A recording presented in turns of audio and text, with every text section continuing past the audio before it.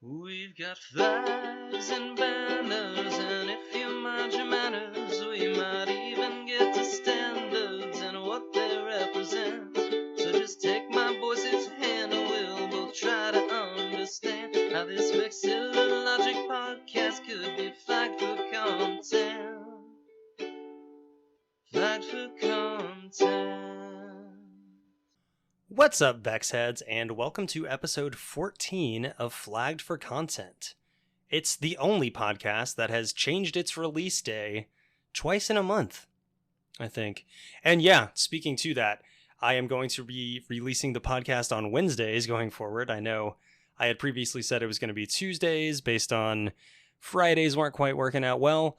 I settled on Wednesdays because I think like 2 out of 3 or maybe 3 out of 4 of the Tuesday scheduled ones ended up coming out on a Wednesday anyway, which says to me that that's my sweet spot. So moving forward, this podcast will come out on Wednesdays. I am sorry for any confusion or whatever else that may have caused. But let's get into the kind of minutia before we start the episode. We have an absolute banger for you guys. I mean, we always do, but yeah, you're going to want to listen to this one. I mean, you made it this far, you might as well.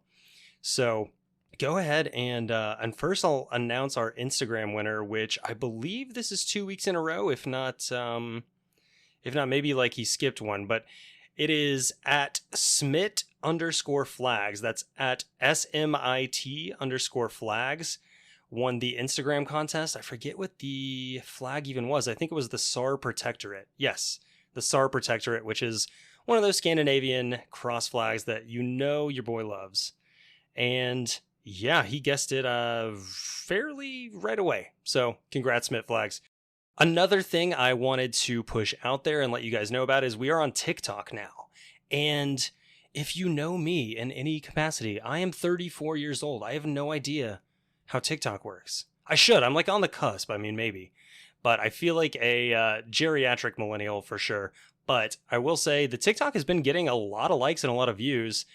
We're friends with Flags for Good, who's on this episode. We're friends with Flags in 50. I would love for some of the other, flag community to come over there, but I understand the hesitance because it took me forever to get on there too. So anyway, check us out on TikTok. It's just at Flagged for Content, the number 4 again, just to keep up, kind of consistency.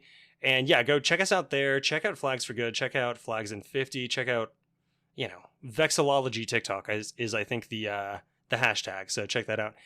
And our YouTube has gotten a major revamp. This episode is going to be up on YouTube. So if you want to even like switch over there and watch it there, you will be able to see all the flags that we're talking about as we're talking about them. I don't quite have it set up to have video for me and my guest yet, but that may come at some point. In any case, I've kind of, modified it, made it a little prettier, and put up the flags so that you can kind of follow along with us and see like, what the hell are they talking about? In any case, that's the end of the stuff up top. Let's go ahead and get into the episode because we have, like I said, got a really, really good one for y'all. I'm super excited for this one. Today's guest and I seem like old friends, or it feels kind of that way to me. We even showed up both wearing green hoodies, backwards ball caps, glasses, beards. Yeah, it's it's podcasting, so like half the people in it look like that, but here we are. Anyway, I think you guys are going to really enjoy this one, and without further ado, let's go ahead and get into it. We have got one of my dream guests this week. You know him from TikTok. You know him from his 2 TEDx talks on flags, and you know him as the founder of Flags for Good. It's Michael Green! You are far too kind, and you think far too highly of me, I think, to be a dream guest. But I'm honored, and I'm excited. Thank you for having me. Yeah, man. Thanks for coming on the show. As I was getting the show set up like a few months ago, I saw some lesser, flag podcast that I won't mention by name that had you on as a guest. And I was like, oh man, if I can get him, I think I'm good. And now, you know what? It finally happened. It happened. Well, it happened because I tweeted you and was like, yo, when are you going to have me on the podcast? You never asked. I know. I was shy. I was like building up the courage. Oh my gosh. Like on the playground, just kind of over in the corner, like, I don't know, like give you a note that says, just, will you go out with me? We are just a yes. We are very much the same person. I think in so many ways, as I've gotten to know you through the pod and know you through the Discord, I'm like, holy crap, me and him are going to be firm friends, I think. Right. Agreed. And yeah, as you just dropped, you are in our Discord as well. So listeners, if you're not in there, you're missing out. You are missing out. I will say I had to mute a lot of them because there was too much flag nerdery and discussion. I'm like, I need to get work done. So I will definitely endorse the Discord if you're into flags. That's the place to be. Yeah, absolutely. We have a lot of fun over there. And as I know I've mentioned it before on the show, I'm not going to harp on it too much, but it's not just about flags. So come in there, tell us what you're listening to, what you're watching.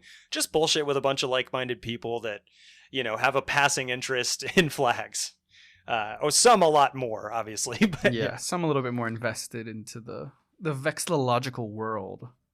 For sure. Like, so there's definitely people that know a lot more than I do in there, yourself probably included. So, but yeah, man, just wanted to get kind of a finger on the pulse. I had a few questions for you up top here. Okay. The first one being, what flag are you flying right now? Or today at your, office or place of residence or both? Oh my gosh. Well, we are currently in the process of moving the Flags for Good office. We were on the second floor in like 2 offices, and we're moving downstairs to 1 big office. So what I just took down today was the peace sign flag. And truly the reason of that was August was International Peace Month, and we just haven't changed it since. So yeah. We had the peace sign out for any passersby in the hallway. They were looking at the peace sign one. That's what we're flying at the office. At home, I have to be honest with you. I do not have a flagpole at my house. It just, when I moved to Indiana last year, it's not a house that has a flagpole. It just, when you look at it, it's like, it would look very weird to have a flagpole. No, I get you. I had to put mine like out back on the deck. I mean, those who follow us on Instagram or now TikTok or I've YouTube, seen them. Yeah. We had to kind of do one of those like outrigger or whatever the ones at an angle are, but yeah. Yeah. And honestly, this has been the weirdest part of my whole flag journey. You know how they say like, don't go live where you vacation? Like if you move to Hawaii, like Hawaii's not a vacation place anymore. It's your home. It's your house. Mm-hmm. I feel like, and I'm admitting this here, I'm getting that way with flags. Like beforehand, flags was a hobby. It was like the thing I was passionate about. I would like write blogs about it and like blah, blah, blah, blah. Now that it's my job, I almost like don't want to see them or talk about them outside of work because like that's what I do every day, all day. And so, yeah, I don't have one in my house.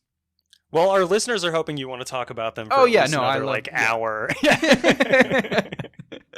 Yeah, no, I don't blame you. I guess it's like taking work home at that point, really. Yeah.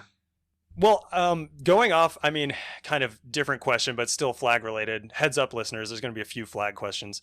I was just going to ask, as somebody who's equally, if not more, passionate about flags, what do you have a top 5? Do you have a top flag? Maybe whether it's, fictional or real even. Yeah. Oh, that's a very, yeah. I always say my favorite national flag is Antigua and Barbuda. I just think it's really beautiful in its colors, its symbolism. It's just different than. Is that the one that's got like a pretty like deep red V? Correct. Yeah, it's a V, and it's almost like it's 3D, where like the V is the foreground, and then you're kind of looking through mountains at a horizon with the sun coming over the sea. Like it just has a lot of depth to it while still being as simple as a child could draw and following all the flag rules. Like I think of all the national flags, that's the one that's my favorite. But it's such a deep question and a hard question because like from a design perspective, I know. that, and then from a emotional and functional standpoint, I think the Canadian flag, like so my background, a little bit about me is graphic design and like I worked for a university doing all their branding. So I think in a branding mindset, and like the Canadian flag, the maple leaf. I mean, it only came about in like 60 something, 50s, whatever. Something like that. So like in the short amount of time, that maple leaf now is on every goddamn thing that comes out of Canada, right? Like, it is such a good national symbol that it is internationally recognized. It's a tattoo. It's literally functionally one of the best flags ever created. So, and I also love Canadians, and they're some of the nicest people. And Carly Rae Jepsen's Canadian, so yeah. Were you lying when you said you went to a Carly Rae Jepsen concert, or you actually went to a Carly Rae Jepsen concert? No, I went to a Carly Rae Jepsen show. Okay, Katie me too. Yeah, really? A week before you, I was in Houston at a Carly Rae Jepsen concert. Nice. So we're gonna be best friends. Okay. So. Yeah, obviously. I wore my Carly Slay Jepsen shirt. We got all done up for it. Yeah, it was. My best friend has that shirt. That is insane. I was gonna say, you know the one. Yeah. Oh, well, yeah. Being that I'm your best friend, I know. Yep. That's it. But yeah, so yeah, I mean, you answered kind of one of my other questions, which was just, I was going to ask you, like, what is your background? I mean, I can kind of bundle a couple in here. Like, not only, you said your background's more in, design and like digital art, things like that. But I guess I was going to ask first off, what got you into flags, and like at what age, or, like around what age? And also, at what point did you at what age did like the light bulb go off and you were like, okay, so I can merge like my passion for flags with my passion for graphic design, and kind of, I think I got something here. Yeah. Sorry, yeah. I know that's okay. like 3 questions in one, but no. Let me just, I'll give you the rundown, because this is what a lot of people ask. And I think it is an interesting story. So when I was little, when I was growing up, my dad had an interesting job where he was like a customer service evaluator for like restaurants. But he also worked cruise ships. And so when I was little, I got to go on like 7 cruises.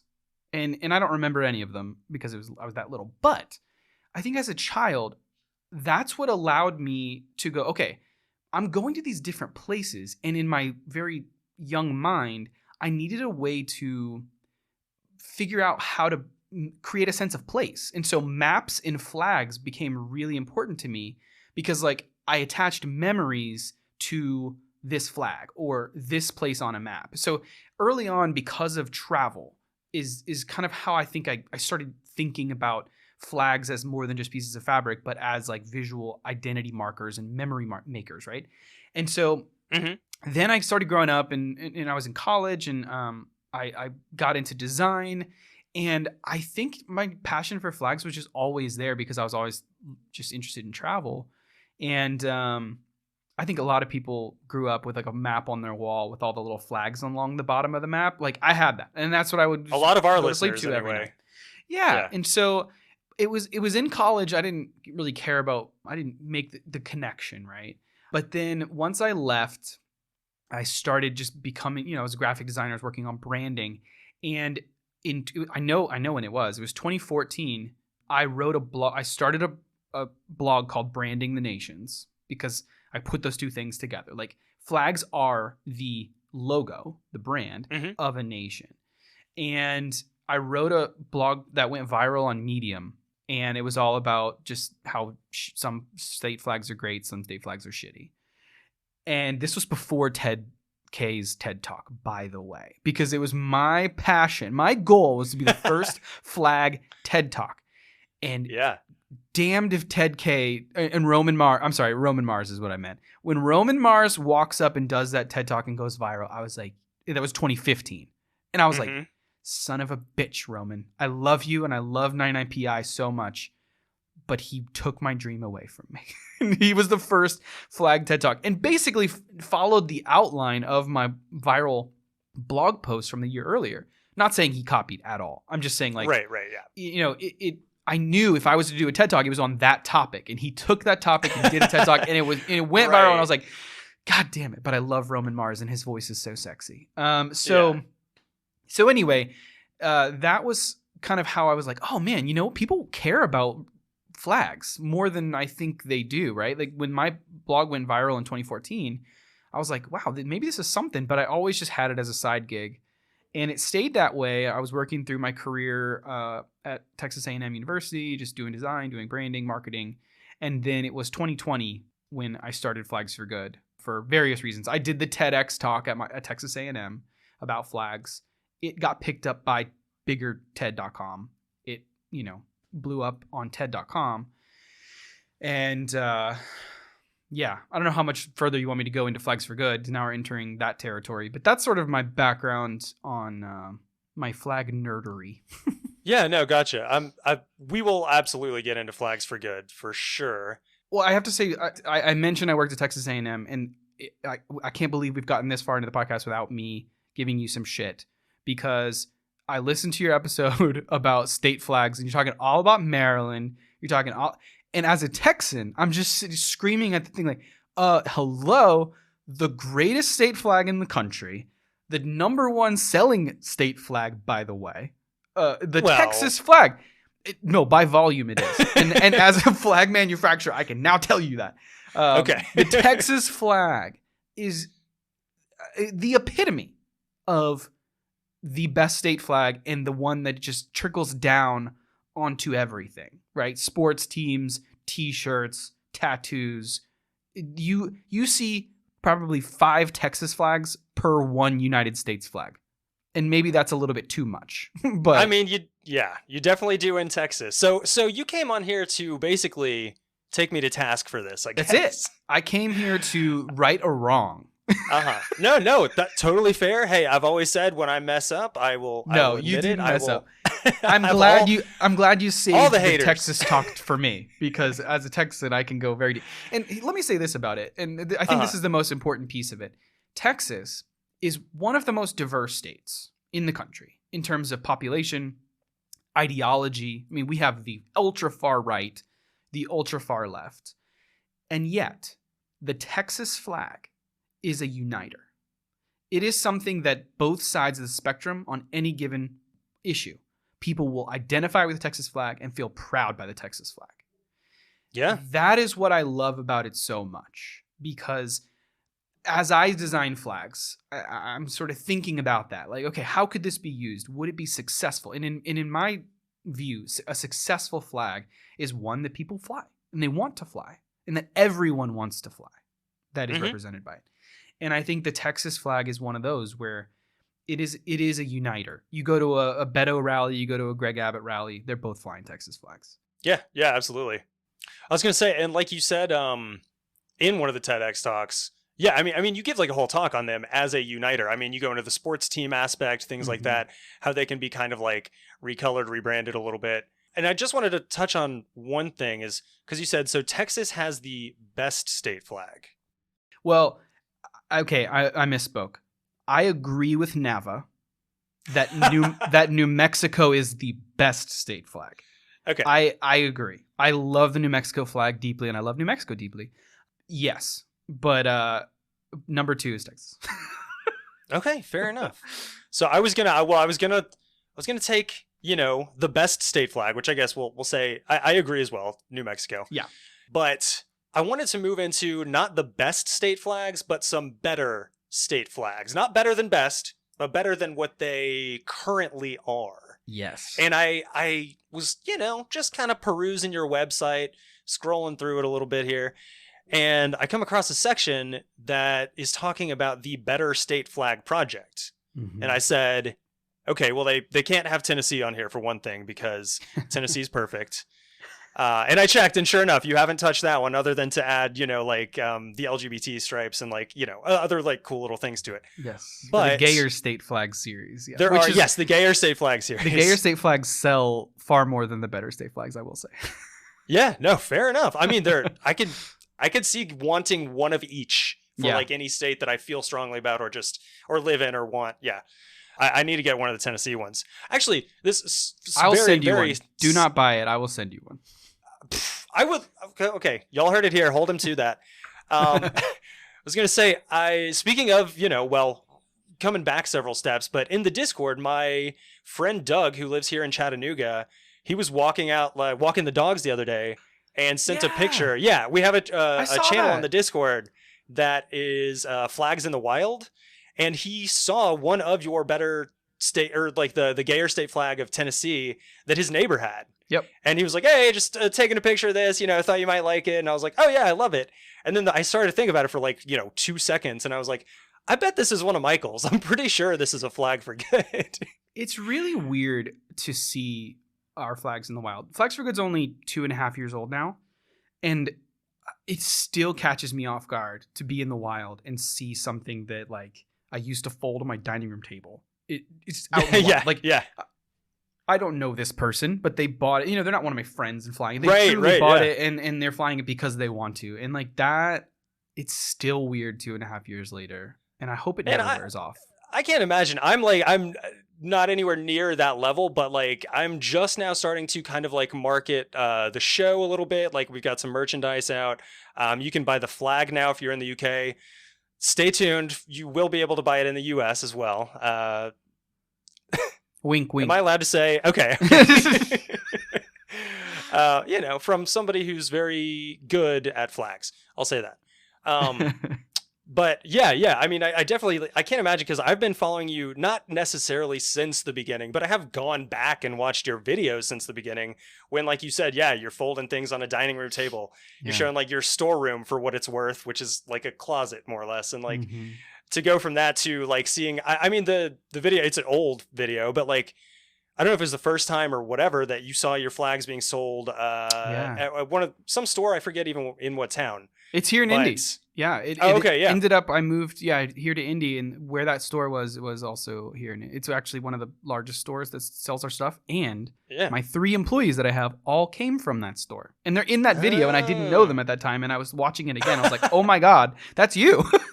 So that's awesome, man. Yeah, that's a crazy little happenstance. But, I bet. But yeah, we'll get back into the Better State Flag project. So like, would you just in your own words, like kind of briefly explain what you were going for with this and what started it? Yeah. Okay. So before Flags for Good, obviously, because of my blog post, I've been interested in state flags and how shitty some of them are. Mm-hmm. Once I started Flags for Good, which truly was just built to be an activism type company, I only wanted to do flags I believed in. I got to the point where I was like, well, shit, I need to start selling state flags if I want to continue to be a company, because those are more the evergreen sellers. Especially the New England ones. Pun intended. But I kept running into the problem that I've created for myself, which is I only sell flags I believe in. So how am I going to ethically sell a flag that is a piece of shit? And so I said, no, this is an opportunity, because I can do the thing that I've always wanted to do since I was a little kid and fix those flags and just sell them, because I have no faith whatsoever that any state government will actually do the right thing and change their flag. Even the Utah thing, which we can talk about, I have no faith that it's going to come out to be something good, because that's just not the way it works. It's not. So I just said, fuck it. I'm going to do it guerrilla style. I'm going to design them myself, and I'll just sell them. And they'll start flying them, and maybe one day someone will clue in and just say, yeah, let's just make this. And since everybody's flying it, let's just... So I really don't think I have an intention for them to actually become official. I think that's why I call them better, just because I want to just show, hey, this is better.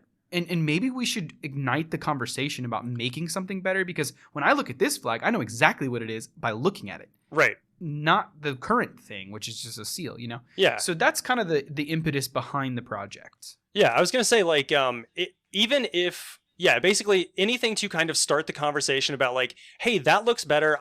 Maybe even in some cases, like, I don't love that, but I like it better than our current state flag. Yep. And then it kind of gets the creative juices flowing, maybe gets some legislation going, things like that, and gets people, kind of moving in that direction, or just like thinking about these things as the symbols that they were intended to be, but in a lot of cases just are not.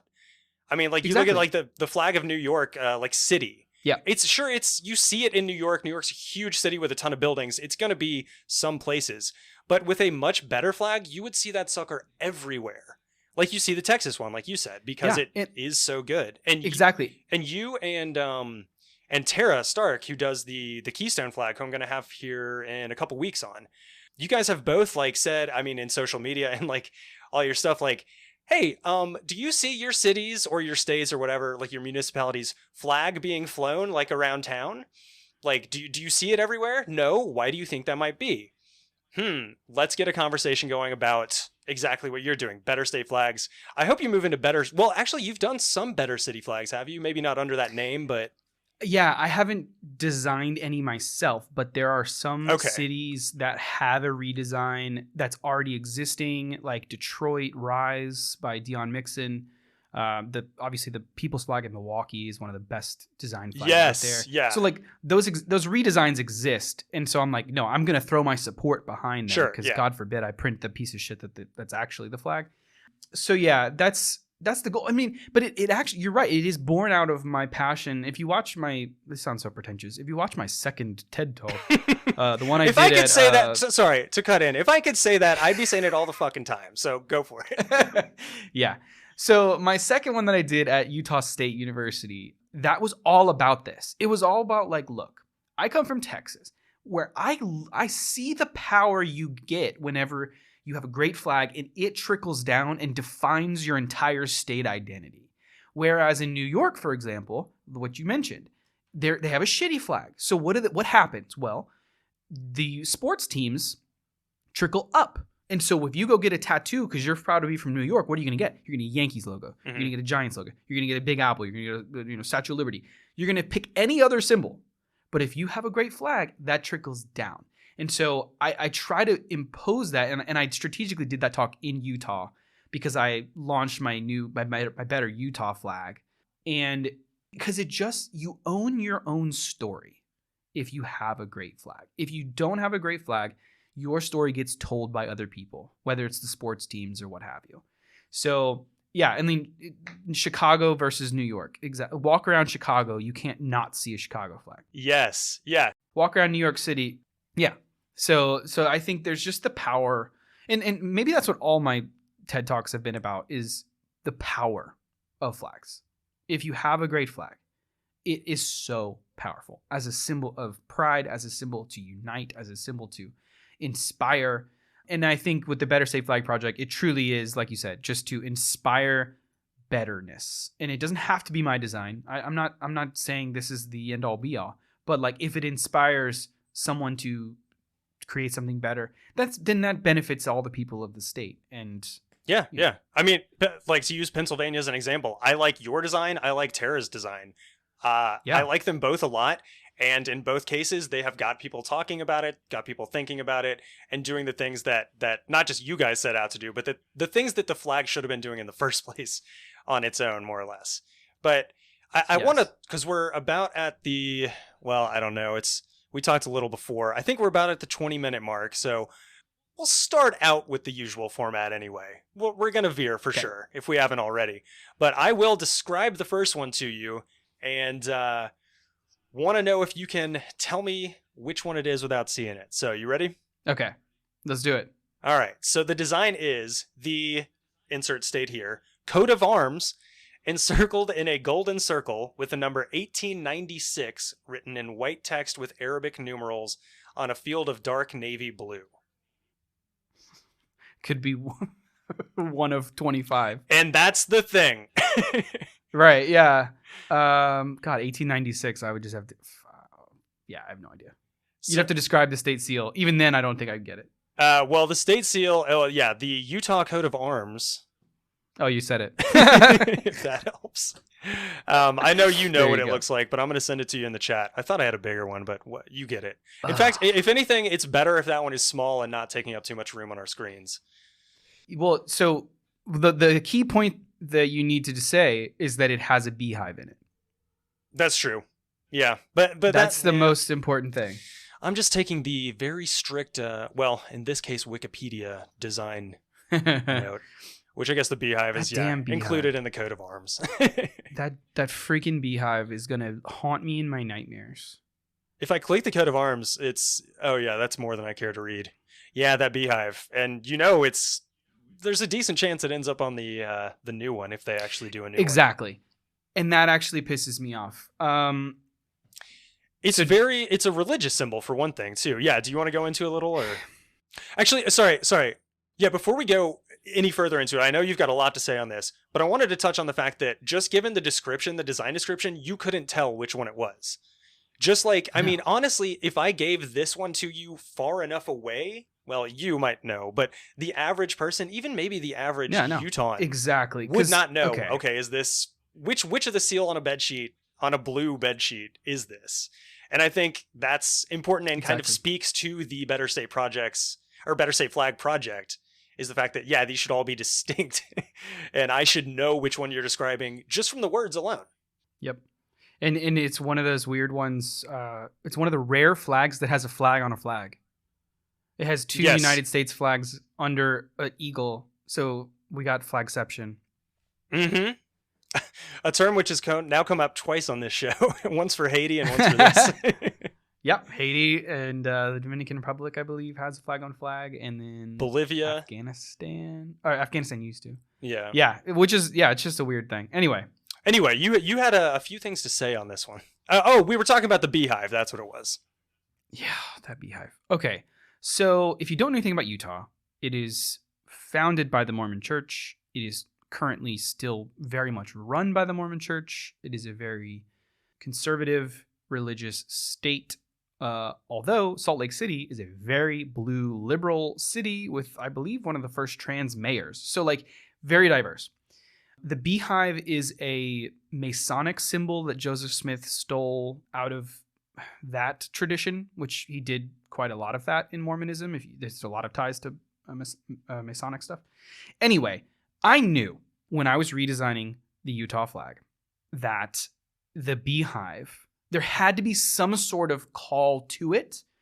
But the fact that I did not put it on my flag, I put a honeycomb on my redesign because I wanted to call to it, but I didn't want to put it because I don't think you can make a beehive look good and still make it an actual looking like a beehive. Agreed. Like beehives don't look like that. They don't. No. You know what I mean? So like it is already stylized and it's just not, it's a clunky shape that I don't think translates well into flags, and I'll be interested to see what they actually do in their redesign. But so my redesign, you want me to describe my redesign to people? Yeah, go ahead. And I mean, I can see it. I shared it to the chat, but you can describe it much better than I can. Okay. So it's almost a tricolor, right? So it's blue, white, and a rust red. And I spent a lot of time in Utah, and I tried to let that inspire my design. So the rust red is the earth color of like, Arches National Park, and it's very red. White, and then the white stripe is not a stripe, it is mountains. So there's 5 peaks, which represent the 5 national parks in the state, the 5 indigenous tribes of Utah, the purity of the people there, the best snow on earth, etc. And then the blue sky. And then in between, bisecting that rust stripe and then the white mountains is a yellow golden honeycomb, which was a nod to their beehive thing without saying too, while still being a very good flag design, and not being too busy. Yeah. And so that was my thought process. Yeah, no, I love that. It's for the listener, it's like a hexagon, mostly in the middle, slightly shifted down, and it's got the same angles on it that the mountain that's like directly centered above it has, which is like very aesthetically pleasing. Yeah, this is one of my this is one of my, I mean, I honestly, it's hard to pick. I was going to say it's one of my favorite of your redesigns, but I like Washington a lot. I don't know.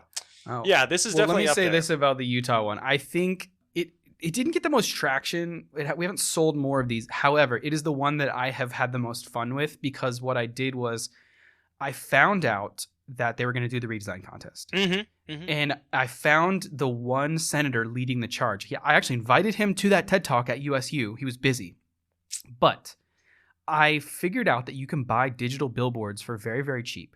Oh. And I bought a shit ton of billboards all around Salt Lake City that literally had this flag on it, and then it just says "New Utah Flag?" and then my logo. Holy shit. And I just put them all up around, and I'm telling you, Yeah. I'm not one to spend money. It was too cheap to do that. It's too cheap to buy digital billboards, okay? Damn. I've done this twice now. So I bought billboards all around Salt Lake City just to make myself laugh. And honestly, I made a TikTok about it. It went viral. I think the TikTok had more views than the billboards themselves. So it was worth it. But that senator messaged me and said, "Did I just see a billboard with your flag on it?" And I said, question mark? I don't know. So I worked hard to get that thing in the right eyeballs, and it worked. But I will say, I know for a fact that my design did not make the finals of their new state flag. It did get quite far. I believe it was in the top 25, but it didn't have a beehive on it. So I knew it was doomed from the start. Yeah, it's like they haven't officially said that it has to have a beehive on it. Like when Mississippi was doing their redesign and they said it has to have "In God We Trust" on it. Utah didn't come out and say that, but it's like they might as well have, I get the feeling. Yep. Because it's... And if you look at all the finalists, Exactly. It's being voted on by Utahns who, you know, for better or for worse, have grown attached to this beehive in that form, in that shape, where it looks like almost like a yellow or light brown like poop emoji or something. I was going to say, it looks like a turd. Yeah, thank you. Legit. Yeah, yours does... I was going to say it does everything this one does and better, but it actually doesn't do anything this one does, which is like bum me the fuck out. It doesn't... Utah is so gorgeous. It is one of the most amazing natural states. And like, it is inspiring in so many ways. And I think I translated that into my flag, but... No, you did, man. I love this one. Like I said, I have a feeling I'm gonna own all of these at some point. But anyway, if you are listening in Utah, if you just like Utah, if you just like this redesign, go check out Flags for Good and check out the Better Safe Flags one. I'm probably gonna be saying that a lot today, but like, yeah, really, I'll put it in the show notes. But yeah, go check this one out. If it's all good with you, I think, well, for one thing, format-wise, we are going to spend a lot more time on design today because that's part of the reason I had you specifically on than history. So if you want to learn about the history of the flag of Utah, you can. I don't think it's worth it. I tried. And I love flags. I love flags. Yeah. I got like halfway into the 1903 design, the 1913 design, and fell asleep. Yeah. This one's not interesting historically. It's not interesting graphically, but you made one that is interesting graphically. And to be fair, I wasn't even really leading to this, but has a pretty cool story behind it too now. You made it have a cool story. So, and what's funny is when I did that Utah TEDx talk, I ended with it and I held it up on stage. One of the first times I was ever seen in person, and the audience like cheered and like had a standing ovation, which really meant a lot to me. I didn't plan that at all, but like... You didn't have like the like applause and like standing ovation signs come up? No, but it felt good to like, okay, I'm making something that represents a certain group of people that I necessarily am not a part of. Yeah. But they agreed, right? And yeah. Yeah, absolutely. Let's move on to another one. It breaks the format a little, but not too much. I'm going to describe this one to you again and tell me if you can, pick this one out of a lineup.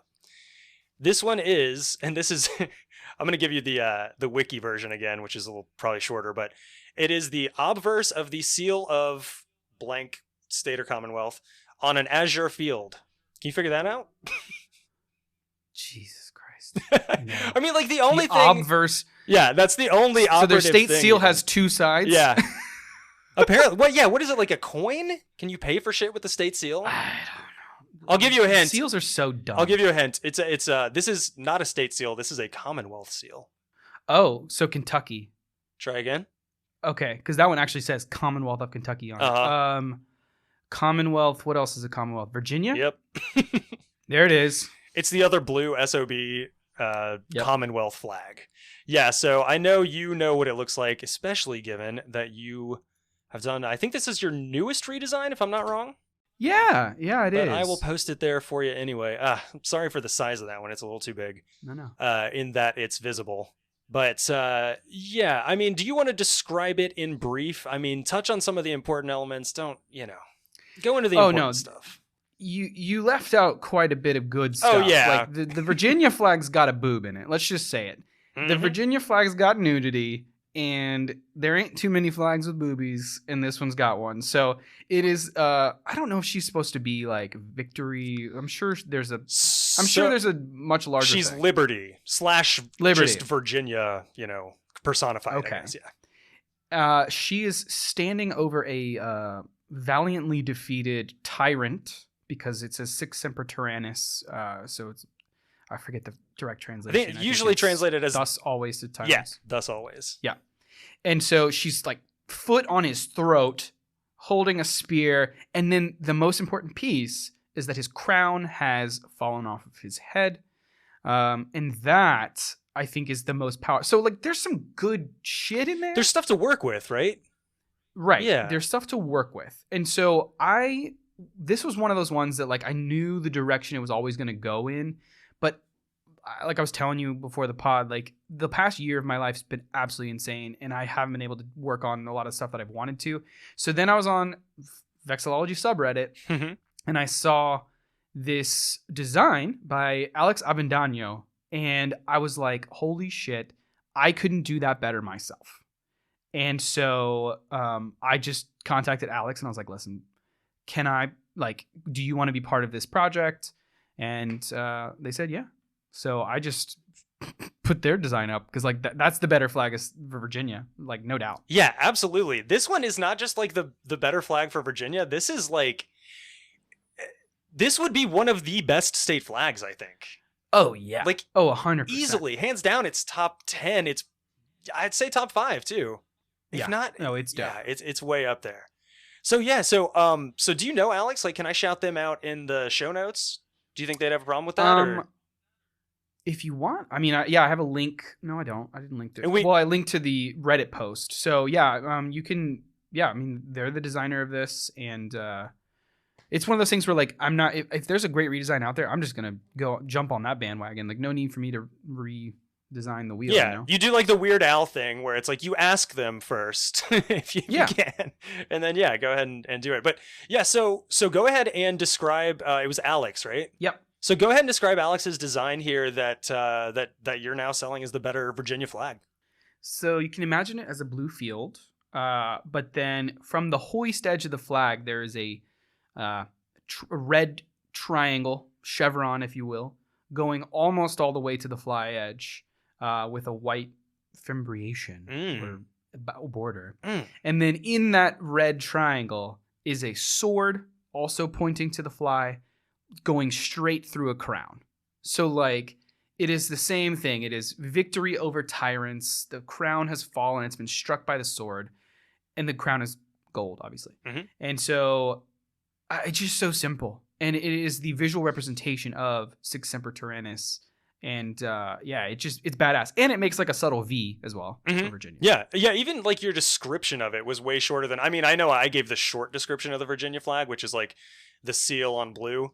But, you know, if your description of the Virginia flag, the actual one, was much longer. And, like, you see, listeners, you see how he could describe this better one in, like, half the time, if not less? Yes. Like, yeah, it's not visually complicated or confusing, but it is striking. And it's not like, if you're to talk about it, it's not complicated or confusing. Like, I know this is an audio format. I have, started to pivot into video, but like this one, you don't need the video for. I mean, go look it up, but yeah, look it up. But yeah, you got it from there. This one's very striking. I would like to know if anybody's from Virginia, go on the Discord and let me know if you fly the Virginia flag in classrooms, because it's got nudity on it.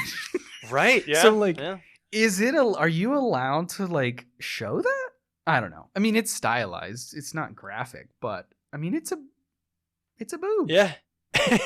And it's so weird that it wasn't good enough for the front of the seal, but it was good enough for the flag. Like, it's did I say reverse or obverse? I think I said reverse. Oh, I said obverse. Okay, never mind. It is the front of the seal. Oh, it is the front. Okay. Yeah, whatever. There we go. But that works. Still, that is wild. Yeah, and if you are one of those listeners, to hop in the Discord, it's an open invite. It's not like one of those things where you gotta, ask me or anything like that. The show notes, it'll be in those. You can go to flagged.rocks. It's linked there pretty easily. I just redid all that, so it's got icons. It's very easy to navigate. So yes, that is the quickest way to hop in the Discord, and the Discord is the quickest way to have some discourse with us. I mean, the one thing to linger on the Discord discourse is that I don't remember if you posted it in the Discord or if somebody in there was like, oh, hey, like Michael did this and he posted it. But Curtis was pointing out that it's also interesting that the sword faces like backward, like in that direction, because if you're a marching army, right? Like there's a reason that animals typically are facing toward the hoist. But if you're a marching army, the sword is facing back toward the tyrant that you're presumably defending. Which I think is interesting because it's kind of a subtle, at least, and this is just the way that he views it anyway. But he was like, since it's facing backwards to where you're marching away from, it's kind of a subtle nod to your, Lord or whoever to not get too comfortable. That's interesting. I will say this. There are people that said that about the Oregon redesign I did. Oh yeah, sorry. But here's my thought. I don't care about flag rules, and that's weird for me to say as a flag designer. But like, when you said that about marching army, I'm like, maybe I'm just the new school of flag design. But like, who the fuck is doing that anymore? I think of flags as like, will it work as an emoji? Will it work as a brand, as a logo? Can it be stripped down and used on a header? Can it be a Twitter avatar? Like, that's how I think of flags. And the historical use of flags is fascinating to me. But like, I think that is one thing about my designs is that I do not necessarily follow the old rules of heraldry and all of that. Yeah, I noticed. I think I was one of those people that was like, hey, what's with the beaver facing the fly? Yeah. I don't know if I did it. Truly, I was just like, what? I don't know. Why not? And when I get it now, like, yeah, a marching army, it looks like a retreat, but also they're more scared of your guns than the flag. Like, who cares? Yeah. No, but see, I can't think of flags without thinking of huge marching army. No, I can't. And do. When I go to NAVA conferences and stuff, I'm that guy.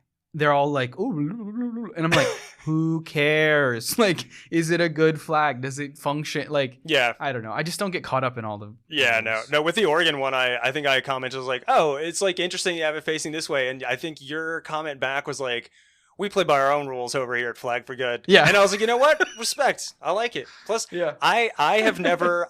I honestly like it facing that way better myself anyway.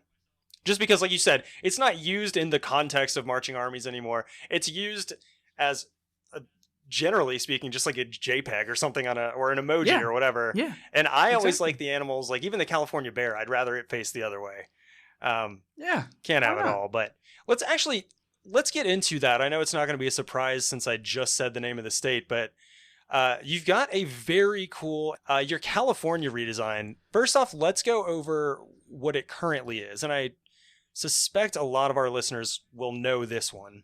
Yep. Because it is, and this one's a weird case because it is consistently held up as quote unquote one of the better state flags, not better state flags with caps, but and yet it flaunts several rules. It's a little, I don't know, clunky, but like in your own words, I don't know, just describe the current one and then kind of like what your eye was looking at when you did the redesign.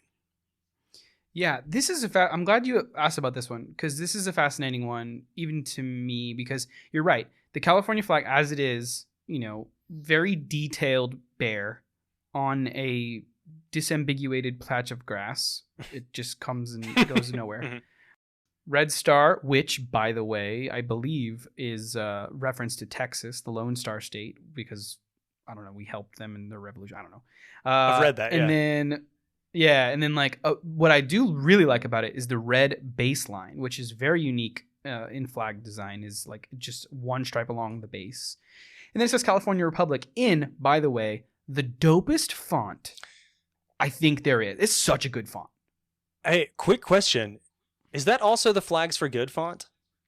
No. The Flags for Good font is called Liberator. Okay.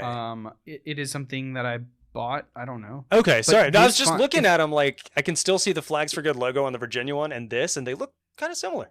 Yeah, it's blocky, but it's so good. You chose a good font, so anyway, and I like this one. Yeah, these are both good. So with my redesign, so you're right. The California flag goes down as one of the best state flags, but it breaks all the rules. And like as a designer and as a flag nerd, I agree. I don't want to like it, but I love it. And so when I did my redesign of it, I basically did all of the right things, quote unquote. So I took the words away. I simplified the bear into a very geometric shape. I took away the green and the brown, and I just made it all like one color on white. And I did it as kind of a design exploration. Like, okay, if we were to follow the design rules, this is what it would end up being, possibly. Right. But does it make it better? And it was more of a question to myself. And like, I like my redesign. I think the current flag's better, to be quite honest with you. And that is why this is the only flag that I've recanted and I sell both. Because I'm like, you know what? Nope, the current one's better. And so I sell both of them. And of course have the gayer version. I did not even notice. Yeah, no, I do like that one. I did not even notice that you sold. I mean, you conveniently located it near the bottom of the California page, but that is purely out of laziness Sure. and not intentional. But yeah, I don't think I scrolled far enough down to see that you still sold that one. Yeah, I agree with you. I think in large part I do agree with you. The thing I like the most about yours is the stylized bear.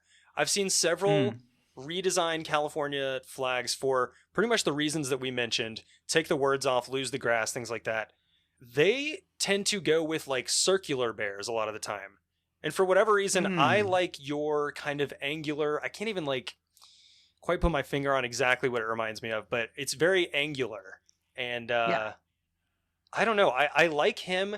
I think like maybe my ideal headcanon best version of the California flag is some mix of the two, the actual one and this one. Yeah, I think it has too few colors in my opinion. Like I think my design probably needs the green.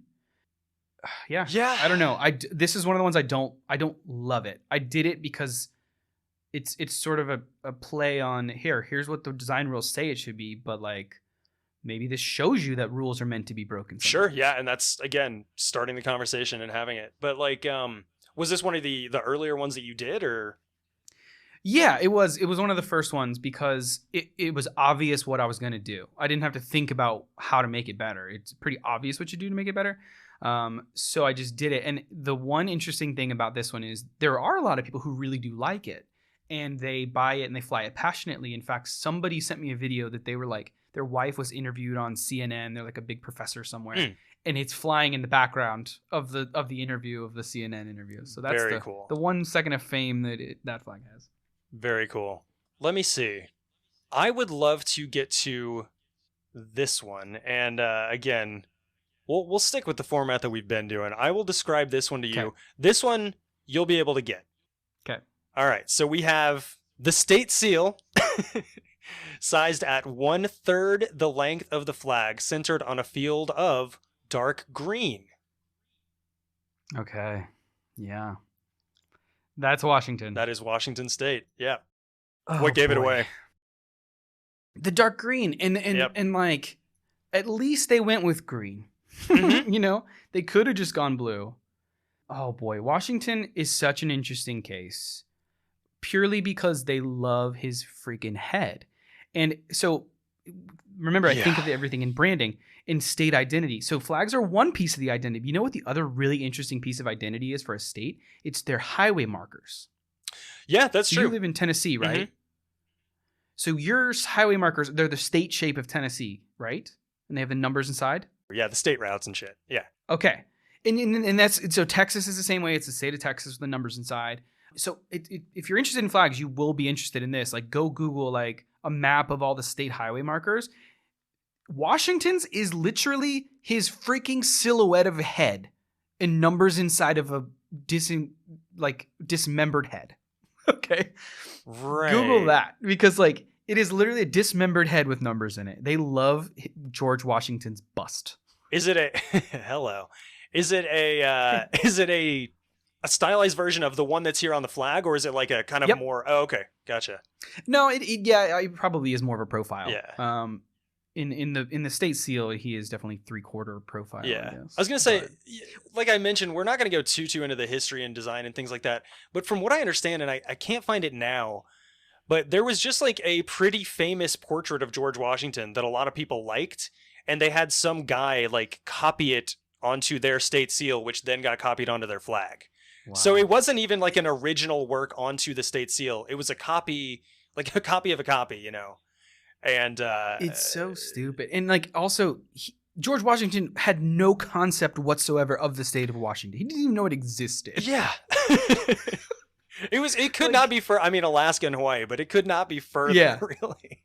So the fact that it is so wrapped up in his identity is weird. Mm-hmm. Though he deserves to be honored in some form, I guess. But And I think I don't know. I was going to say, and I think that maybe even leads us like onto a slight detour here, but with Washington D.C.'s flag, where because Washington D.C. has one of the better, like not just my opinion, but like NAVA voted, things like that, one of the better city flags in North America, or at least U.S. and Canada, and Absolutely. it draws from George Washington's like heritage, like from his seal, his family crest, family crest. It's the stars. I think there's 3. There might be 4 stars. I don't remember, but 3 stars, and then like 2 red lines, right? Like near the middle, and the stars are above them. So there was cool imagery from his life, his family, his whatever, that they could have taken, and they said, no, fuck that. We're going to copy this portrait onto a seal, and then years later copy that seal onto a, we'll make it green. We'll make it green. We'll make it green. Yeah. And that actually was one of the inspirations of my better redesign of their flag. Because you're right, George Washington had beautiful symbolism in his life. So his family crest is already taken. So I took George Washington's headquarters flag, his military headquarters flag, which is a blue field. It has 6 pointed stars. It's really just like a bunch of 6 pointed stars. So that is something that is important to him and his legacy. So I took those 6 pointed stars and I took the top half of his flag, and I have 5 of them across the top of mine, which subtly makes a W. Which it's just the way that the stars are, it's just the way that they were positioned, but I just took the top 5, and so boom, it makes a subtle W. I did not see it. I love it. Yeah. There you go. And then below that, I think is just 3 sets of green, subtly brighter greens. And that came from, I went to Washington and I traveled a lot, and I just always kept seeing this gradient of the light green trees by the rivers, and they get darker and darker green as they go up mountains. And I just kept seeing this gradient over and over and over. And I was like, okay, that's Washington to me. And then of course the beautiful mountains and stuff. So I just made sort of a very stylized mountain. Now I've had a lot of people give me feedback on this. Like maybe there should only be 2 sets of mountains, and maybe that's true. I don't know. But yeah, I think this is one of my favorite redesigns. I honestly, like I said, I've probably said it for all of them. I'll say it for the next one. I might not say it for the next one, man. This I think is legit. No lie, no more being wishy-washy. I think this is my favorite one of the better state ones, and it's just for one, the W caught me off guard. I loved it without even knowing that, and 2, it's just so visually appealing, like the gradient that you go through, and I think I would prefer the 3 things of mountains. I'm not from Washington, but. Okay. I love the way that you have it like gradient that kind of goes into the dark blue that's where the stars are. Yeah, I would not change a damn thing. Also, I will say I know for a fact rather, that we have a decent sized listenership in Washington State, mostly around Olympia and Seattle. And I swear those aren't just the 2 cities I can name. That is where they are. But I'm never having been.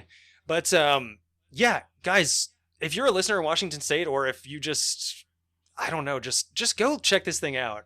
Not an ad technically, but I don't know. I mean, I'd love to, but I might get one of these, and like nobody around here is not gonna know what the fuck it is. But my neighbors don't know what half my flags are in the first place. So. Just make a list of all the flags you want. I'll send them all to you. And then all I ask is that you put them on your cool TikTok and just fly it on your back porch one day. Oh, dude, absolutely. I will take that deal any day. No upper limit, right? All right, good. No. Okay. But yeah, it's because I can't imagine, like we were talking about, like being proud of a flag and stuff. This one, like, I don't know why I like it less than I like, Virginia's or Utah's.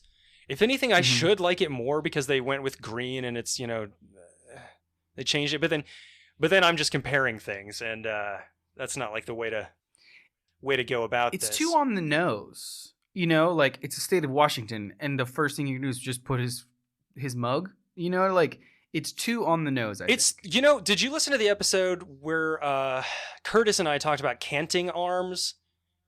Like where it's like Castile and Leon, like when Spain was Castile and Leon, their seal, their royal seal was a lion, and a castle, because Castile, Leon, castle, lion. Yeah. I think the queen mother, like the queen who just passed, like her mom was part of the like Bose lion family. And their crest, their family crest is, quartered like the Maryland, like for listeners, think of like the Maryland flag, but on a crest. And there are 2 quarters that are like bows, like archery bows, and 2 that are lions. So it's like on the nose, but not this. With this, they said, no, fuck that. It's not going to be like those games you played growing up as a kid where it's like, okay, like, make sense of this. And it's somebody washing something, and then it's like a big weight, and you're like, oh, Washington. It's not even clever like that. It's just, I think that's what pisses me off the most about it, even as opposed to Utah and Virginia's, and, like you mentioned, Kentucky's, plenty others, is that they didn't even get like cheeky or clever or anything. They just went so route one with it that yeah, I could talk about this for a while, how much I hate this fucking thing, but I don't know. I mean, I want to say they tried, but I don't even know if I can give them that. Yeah, it's interesting because it is one of the later states. Like, it was created in a time where you didn't need to be so like carved out of wood, you know what I mean? Like 1889, like they had the printing press at least, you know what I mean? Like, so it didn't have to be this bad, and they just said, well, we'll just follow the trend of everybody else that's bad, like. And that's what I love about the West Coast, is that it is so young. You know, there is no tradition. You can do whatever you want, and that's why I think Silicon Valley thrives over there. Like, it's all about what's new, what can we create, and this flag does not represent the state of Washington and its beauty and its innovation, and it's just, it absolutely not. 1889, like, I think the automobile was invented before then. I think you're right. Like, technically it might not have been the Model T yet, but that's a shame. Anyway, go check out the better one. I know I will be, I was going to say buying it, but I guess getting it shipped here or something. Anyway, absolutely. Any of these you want to send me, hey, you can just send it to me at random. And I will fly them. I'll just put you on a subscription model. Just send you one a month. There we go. I think all right, there's one more that I wanted to make sure and get to. I mean, you have plenty more, but this one has kind of somewhat of a personal, personal meaning in my life, because I lived in this state for college, and that is another Commonwealth. I don't even want to describe this one because, like, I'm going to have to use outdated terms. So, there it is, well, at least the official terms are outdated. So, describe this one in your own terms, if you would. Okay. And I'm sure you know what this one is. Yeah. It's a white field. It has a what do you call that? A crest? It's like a soccer crest shape in blue.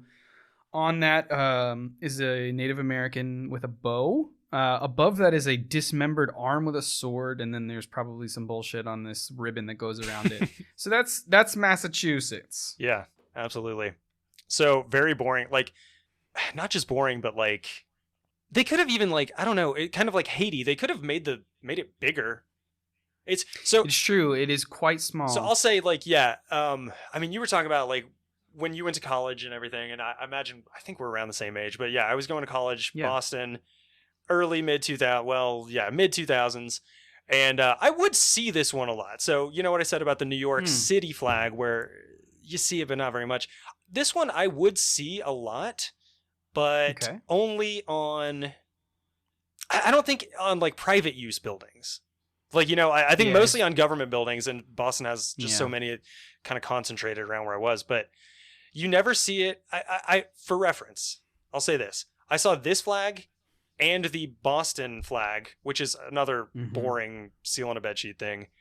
And for about like 2 years, I couldn't even be bothered to remember which one was which.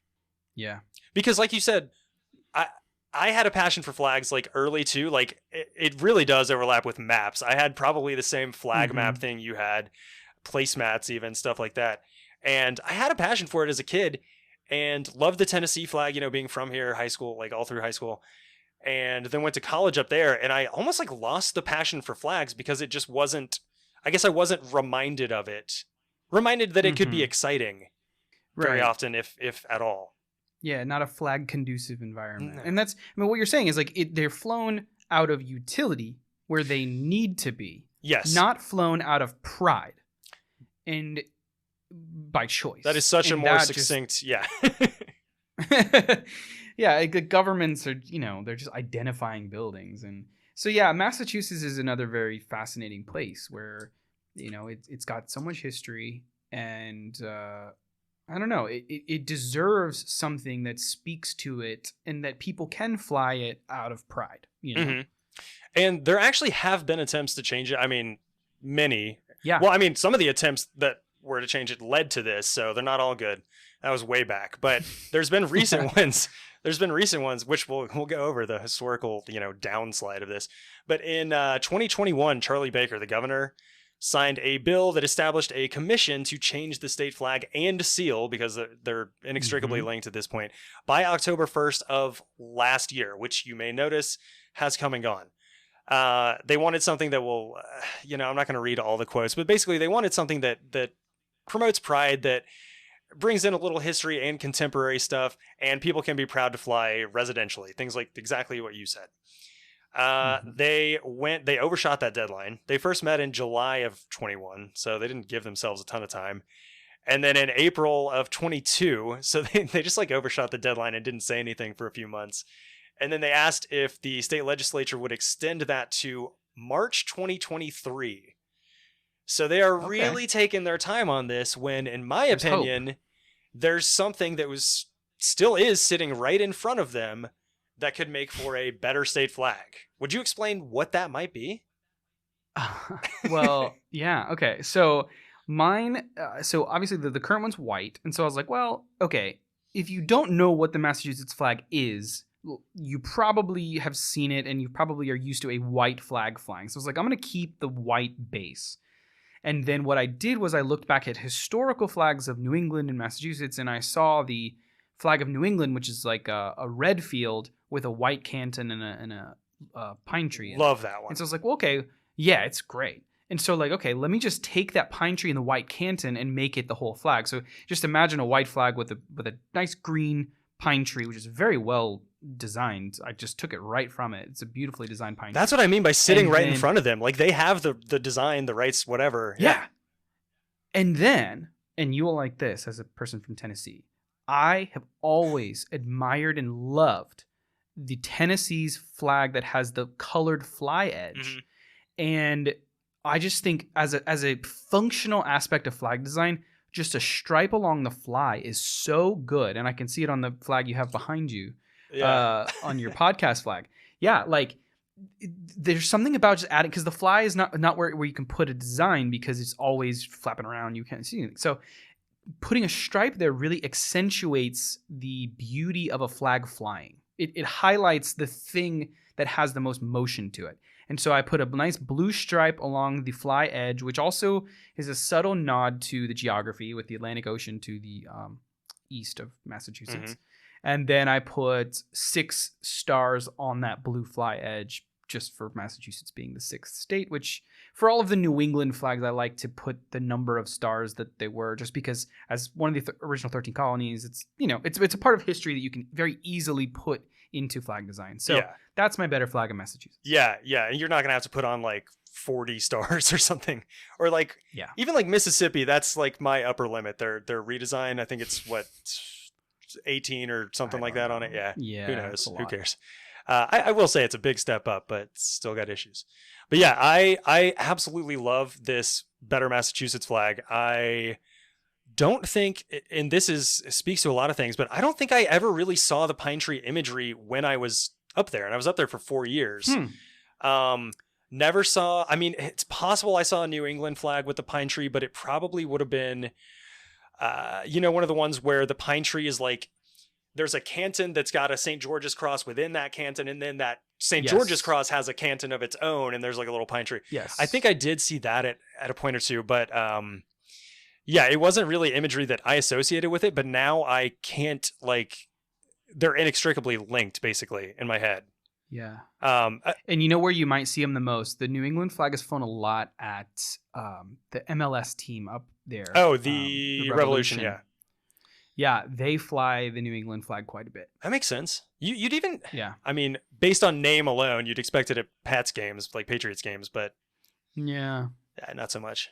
But yeah, no. And there's one funny story about this design, and it's not even my redesign. So you recently, whenever the evil governor of Texas and the evil governor of Florida human trafficked people to Massachusetts, remember when they flew them to Martha's Vineyard? Oh yes. So when they created some bullshit 8.5 by 11 trifold pamphlet for these poor refugees and gave it to them to show them where they were going to be trafficking them to. They went and Googled flag of Massachusetts and they just stuck it on there. Well, it wasn't my redesign, but it was a redesign of one of my customers and friends on Instagram. So they literally put the wrong fucking flag of the place that they were going to take them to. And so they interviewed the guy who designed it, and he's a legend in my opinion, because on the news he was like, these idiot staffers for the DeSantis and Abbott campaigns couldn't even figure out the correct flag of the state that they were trafficking people to. Jesus. Like, it just highlighted the incompetence of these evil humans that would do that to refugees. But anyway. Right. No, agreed. It's like they figured out all the logistics to, I mean, not that, safety and comfort were high on the list, but they figured out all the logistics to traffic them all the way there, and they could not be bothered to Google the correct flag. Yeah, exactly. Yeah. It's so par for the course for that brand of politician. Mind-blowing and not at the same time. Yeah, exactly. Yep. Well, yeah, I mean, moving slightly from this one, again, I love this Massachusetts one. I'm definitely going to have to own that here soon. Okay. But talking about, you were mentioning it anyway, the flag of New England, which, do you want to really quickly describe that one? And I've posted the one that y'all sell here in the chat. Yeah, it's very simple. It's just a red field and then a white canton with a green pine tree. Yeah, and that's, if I'm not mistaken, that's the same design for the pine tree on both. Yeah, it's exactly where I took it from, because it's such a damn good pine tree. It really is. I love, I at some point I'm going to do an episode on like, regional flags, things like that. Like there's unofficial ones for like Acadia up in Northwest. There's this, there's ones for like, or I guess Acadia is, well, whatever. But there's ones for like French speaking parts of Louisiana, stuff like that. I want to go into that. And this, I think, is maybe going to be the star of the show on that one. So I'll link it in the show notes, but we're not going to go over it too much here. I do want to briefly. No, sorry, what? No, one aspect I wanted to point out about that specifically is I think bioregional flags are, I believe, sometimes more important, because as I've been going through this project, the Butter State Flag Project, I am reaching the point where I see states and I'm like, I don't think I can do it. I don't think I can make a flag for North Carolina. You know why? Because people on the coast of North Carolina have absolutely nothing in common with the people living in Asheville in the mountains. The state shape of North Carolina is just arbitrary. If I'm going to create a flag for people to feel passionate about, it has to speak to them. And I don't think that an Appalachian design is going to speak to somebody on the Outer Banks. Yeah. So I think bioregional flags, like for Appalachia, the Cascades, like I think those are much more easy to design, because like when I'm sitting there staring at a blank screen trying to design a flag for Missouri, I'm blanking out, because the people in St. Louis have nothing in common with the people in the middle of the state and have nothing in common with the people in Kansas City. And I just think that our borders are sometimes really stupid, unless you're something like Texas where you have a historical flag. So Texas has a historical flag that unites. But like if you were to try and create a new flag of Missouri and have all the farmers and all the city folk and everybody adopt it, I don't think it's possible. Yeah, because I don't think you can do it. Right, like the Texas one is ingrained. It's it's a much different animal that like making a new one for sure. Yeah. So good luck to Massachusetts. Good luck to Utah. And all the states who try it, good luck to them. But I don't think in this day and age you could create a new flag for Illinois and it actually be adopted and loved by both sides of the state. Yeah, I mean like a good like design example of that comes to my mind just from living here where I do and everything is Tennessee. Our license plates, not our flags, but our license plates. I forget, I was staring up on the wall. I got one of my old ones up on the wall there. For about, I think it was probably about 15 years or so, it had the same design, and the design is kind of like white sky, or like I guess it's supposed to be the Smoky Mountains, so it's like white gray sky, and then like mountains, green mountains, kind of Yep. similar in overlapping pattern to your Washington state flag. But like to me here in East Tennessee, that makes total sense. I'm like, yeah, I can look out my window and that's what it looks like out here. But to people that live in Nashville, like up on the plateau, that's not what it looks like there. Mhm. Doesn't like people in Memphis, especially. Memphis is like, the Delta, like the Blues, like Yeah. it's very lowland and very, very different culturally, very different geographically. Bioregional is a good way to put it. And yeah, I mean, it took them a lot longer than I thought, but like people in Memphis and like other parts of like more west of the state and even like middle Tennessee were like, what is this license plate that has nothing? Where are these mountains that I've heard about? Like, Yeah, exactly. exactly. Yeah. So regional. Yeah. Also, yeah. Cascadia. That's one I was trying to think of, not Acadia, although that is a different one. But Cascadia is the one with the big tree on the kind of like tricolor fesses or something, right? Something like that. Correct. Yep. Yep. Yeah. Well, I think we got time for one more if you do. I got all the time in the world. This is fun. Right on, man. Yeah, me too. You were not super comfortable with the dream guest label, but my dream guest is someone who has all the fucking time in the world to talk about flags. So just nerd out about yeah, flags. you earned it. If only I had a beer, that'd be You great. came by it honestly. There you go. All right. Yeah, we got one more. I don't think we need to go into the current version. I'd rather pivot to how you made it better, because it kind of rides the coattails of these two that we just talked about, and that is your Maine redesign. Or there's a lot of operative words in there, your and redesign and stuff like that are doing a lot of work. But yeah, well, suffice it to say that the current one of Maine sucks. Go look it up if you want. But sucks. Yeah, tell us a little bit about this one and like, kind of where you reached into history or wherever to find this. You picked some really good ones, because this flag, the Maine 1901 flag, is the one that surprised me the most. It's one of the craziest stories of Flags for Good's history. So when I look at like redesigning for the Better Safe Flag series, I first go to history and I just like, okay, what symbols did they have in the past that we could recall on? Maine in 1901 had this badass flag.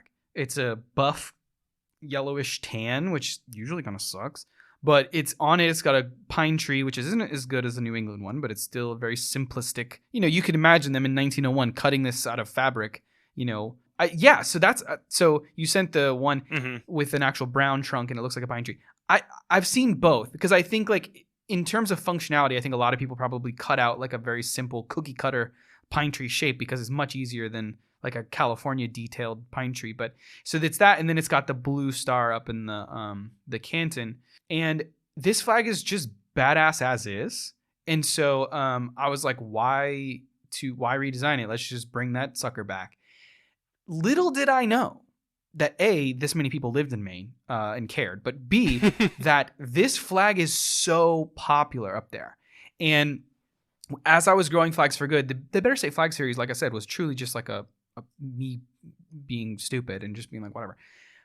The Maine 1901 flag is the second highest selling flag we have. Period. Damn. It is. And that can't all be from Mainers. Well, here's what it is. In Maine, there's a lot of gift shops because it's like a vacation destination. And as we started growing our wholesale business and getting into stores, a lot of these stores wanted to sell this flag, but nobody was making them, and they weren't making them in an ethical way or whatever. So they found us. And now, if you look at our store map, it's like we're scattered across the country, and then there's just a giant pocket of store. I think we have like 40 or 50 stores in Maine that just carry this flag from us. And I mean, had no idea when I started this company. And this flag has blown me away. I think they had like a bicentennial or something recently, so there was a lot more fervor around Maine Pride, and I think there was an effort to get this thing to become the state flag again. Because when you drive around Maine, apparently, I've never been, honestly, but you drive around, you see this thing everywhere. So it is the symbol of Maine Pride. It is a great souvenir to bring back if you're a masshole and go up there to vacation and whatever. Like, it is the way to show off Maine. And so I stumbled ass backwards into this flag, but I'm so glad I did, because it's helped Flags for Good quite a bit.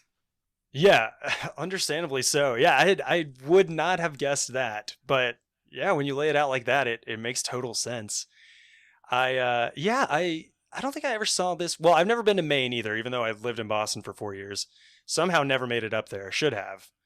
But yeah, I didn't see it in Boston, but I'm sure if I'd gone to Maine, I would have. Uh, Yeah, my friend just went this summer, and he said, yeah, he saw all of our flags in all the stores that they went, and then yeah, he saw it all everywhere. it also just it looks great. I'm looking at your site page now. It looks great on a garden flag. I mean, a lot of Yeah, flags it's do, very- but not all. Yeah. Yeah, you can translate it into all different shapes, and now we're getting pins, we have patches. So like it translates itself so well into many different things, which is the pinnacle of good flag design. Yep, exactly. It's versatile. Yeah, like we talked about up top. Yep. Yeah, I love this thing. I probably gonna add that to the list as well. Yeah, and in the buff color, like the New Jersey flag is also like a dirty brown, and it looks like a piece of shit. This somehow is kind of a badass color. I don't know. I don't know why, but it's just a good flag. It works with the other two colors. I think it's like it needs all Yeah, three. that's what it is. Yeah, because I agree. It looks like it's like almost like a burlap sack looking color almost. And but- I think if you're in Maine, I'm imagining it like a bunch of green trees, very green and leafy. This probably pops off of the background, the buff color. Oh yeah, for Like if it's- sure. That makes you sense. know? Especially all the So, I don't know. like even in fall, like as pine trees, they don't lose they stay Mhm. green. This will still pop. I noticed too. You got it. You've got it like at least on the page like collection/Maine. You've got it with a lot of like you protect our parks flag, protect our park stickers. So honestly, I think, and I'm guessing you had this same thought, but even if you don't give a shit about Maine or any of that, like if you are like a naturalist, you love nature, you love trees, whatever, like. You may not even care that this is the 1901 flag of Maine. You just may care that it's a bomb ass like flag with a tree on it. Like, I can see that. I seem to have told a funny story about every flag. So here's my funny story about this one. So we have the gayer version of this, which I just added a rainbow fly edge, Mhm. which is the easy thing to do. So it's just a rainbow on the edge and then the flag. So I had someone last year fly this and buy it because they wanted some sort of gay Christmas flag, but they couldn't find a gay Christmas flag. And so they found it's got a pine tree and it's got a rainbow. And they're like, this is the closest thing. So they flew it as like a way to celebrate Christmas while also celebrating their LGBTQ identity. So Holy shit, that's amazing. you're totally right. People fly this for other reasons other than Maine. Dude, it's even like honestly, it's even like the star, that like supposedly guided the wise men or whatever. It's got a tree, Yeah. it's got that, and it's got Oh man. Yeah, this flag has it all, folks. Yeah, it's such a good one. Yeah, that one really is. Man, I'd love to talk to you all night, like we both have mentioned, but I think it's time to start at least kind of winding down. Okay. If you would, I mean, we've talked a lot about flags for good, but we haven't said it all.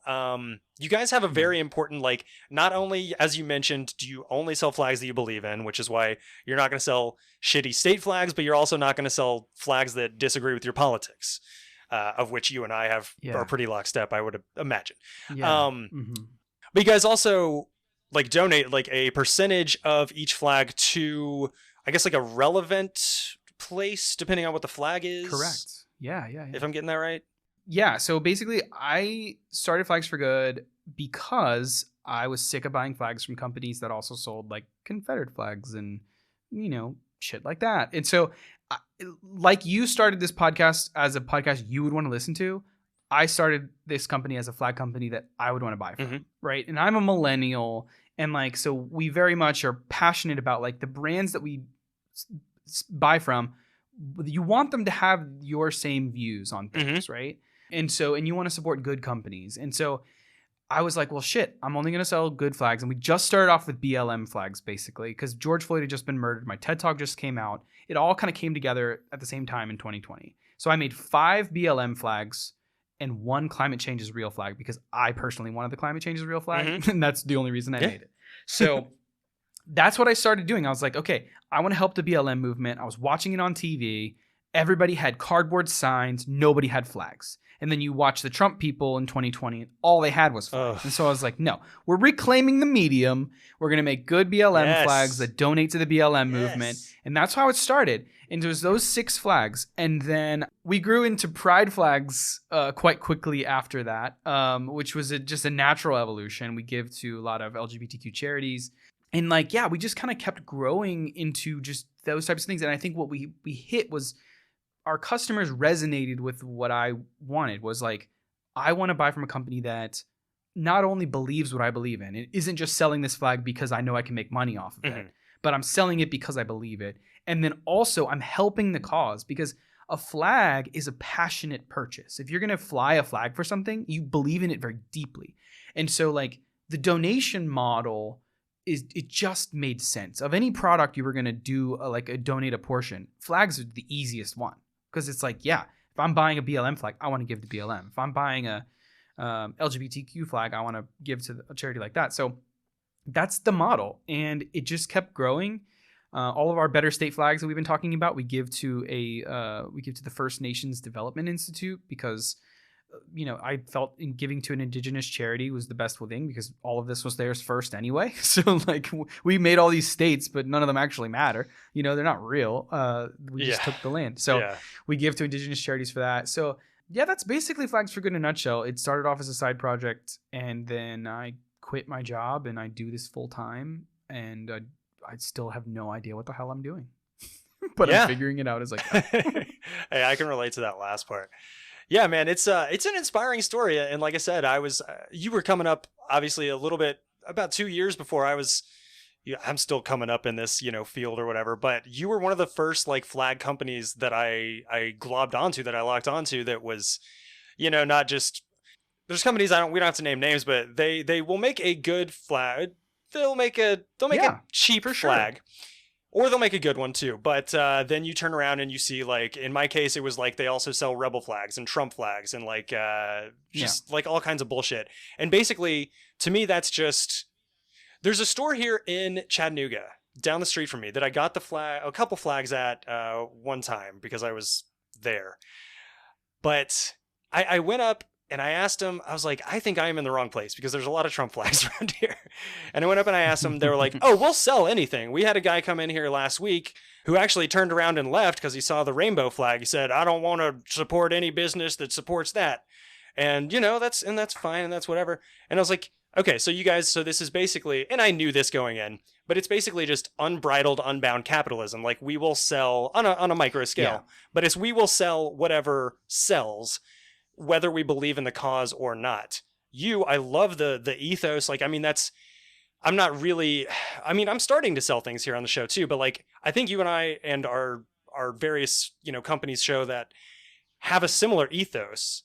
And I think honestly, like, I would love to work with you on some of this stuff, like moving forward too. Like, I don't know. I think this could be the start of a very beautiful partnership, friendship, something like that. Absolutely.